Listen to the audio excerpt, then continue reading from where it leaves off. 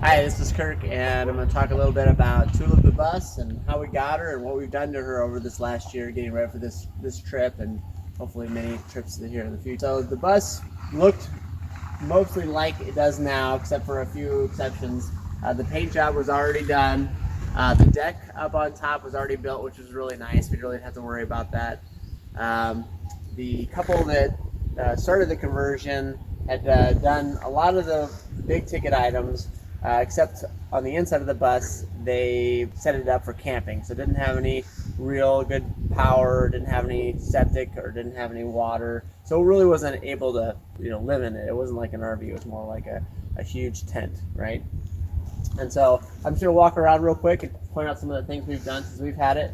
One, we installed 150 gallons of fresh water on board. This is actually the freshwater fill cap. So I put that in, which feeds water to 3 tanks below the bed on the inside of the bus. And I put the tanks on the inside of the bus and not under the bus, primarily to prevent freezing. So if we're staying in here, I don't want to have to worry about all of our water freezing and having to deal with frozen water lines all the time.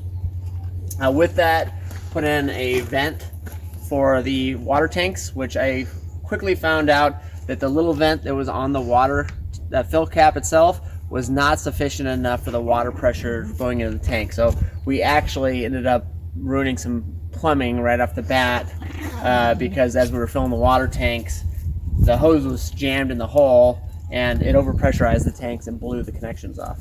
So put in a 5/8 inch air vent to allow the air to escape those tanks while we're filling it up. I also put in another one over here, and this is for the gray water tank. We don't have a black water tank because we have composting toilet, but I did install a 100-gallon gray water tank underneath, which did require some welding, and it's bolted with 10 3/4 inch all thread rods, basically bolted to the frame of the bus. And to prevent that from freezing, I encapsulated it in 2-inch rigid styrofoam. I also put a tank quantity indicator on there so we know how full it is.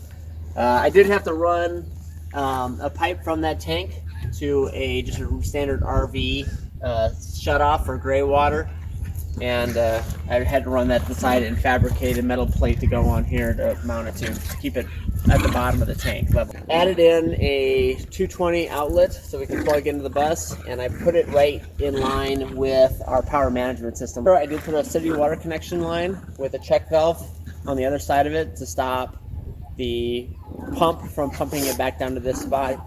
So if we don't want to use our water tanks, we can tie in a hose right to this connection here, and it will supply our water pressure for all of our domestic water needs. I've looked at a lot of schoolie websites, and a lot of people are having problems like finding locks for their schoolies. This handle I replaced with a locking one, which I haven't really been able to find them through Bluebird, but I was able to find them through eBay. So I replaced this one out, and basically when it's locked, it just doesn't engage the handle, and when you turn it to lock position, it engages the handle and allows you to open it. The front door already had one of these. It was broken. We repaired it. I had to actually get some push-pull cable fabricated, and I had to change out the locking cylinder on the inside to make it work, because the one in the front's a longer shaft. Back here, primarily a storage area. We use it, it's kind of like our trunk, as there is a wall right here on the inside of the bus for our bedroom, so you don't have access from the inside of the bus to this back area here. That vent up there is for a tankless water heater, tankless propane water heater. So I had to mount that on the outside to vent all the exhaust out, and it's accessible through the back compartment, which is right here. I don't know if you can see it back here, but there's a tankless water heater in there, propane tankless water heater, way back in the back there. I don't know how many people are very familiar with driving a 40-foot RV or 40-foot bus, but I did put a backup camera, install a backup camera in here. They're relatively cheap. This one's wireless. You just got to hook it into power, and it wirelessly feeds the signal all the way to the dash, so that when you're backing up, it makes it a lot easier. When you're towing a vehicle, you can see what's going on behind you. Speaking of tow vehicles, I installed a hitch to tow a tow car behind us. This is no easy task. So this has got a pusher. So the engine mount is in the exact same spot as where you install the mount for the trailer hitch.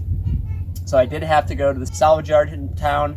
I had bought some square tubing to bring me down 2.5 inches so that I was able to get the hitch mounted up, and I had to order longer high-strength steel bolts because the ones they gave me were only 1.5 inches to bolt it all together again. But other than that, it works really good. I also bought a universal trailer wiring kit and wired it into the lights, which wasn't a huge deal. There's actually a lot of videos online, actually a couple videos online to show you step by step on how to wire in your trailer lights.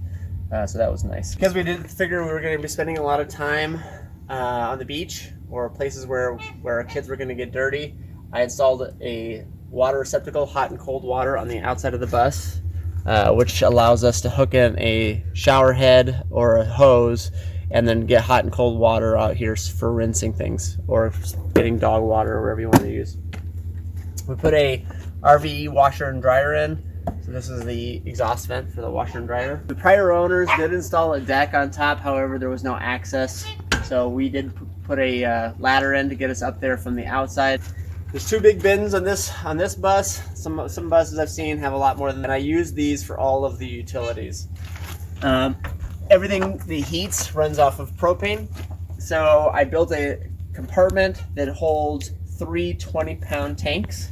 It's obviously only plumbed to connect to 2 of them. However, if you run out of the 2, you can move a hose over and connect it.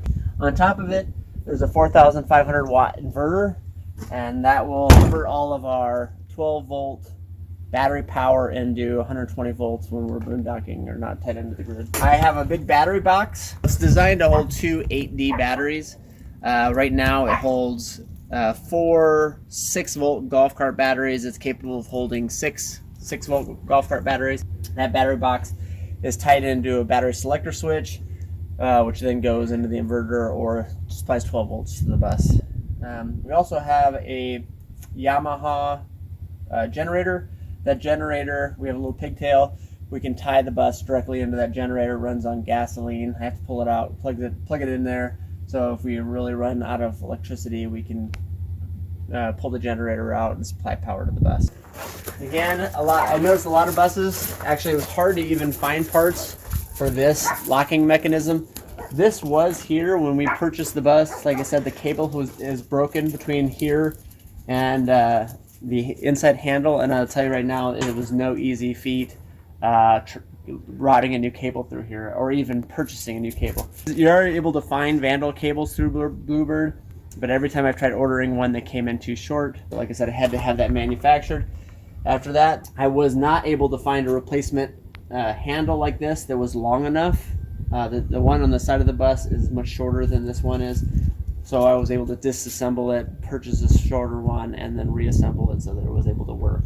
When you close the door, it locks the door like it normally would when you're driving, and then this one's actually unlocked, so you just push this up, and you're able to open the door again.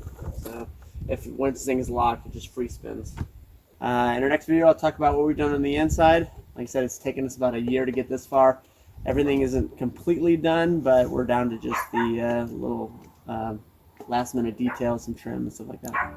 And that's all I got. See you next time.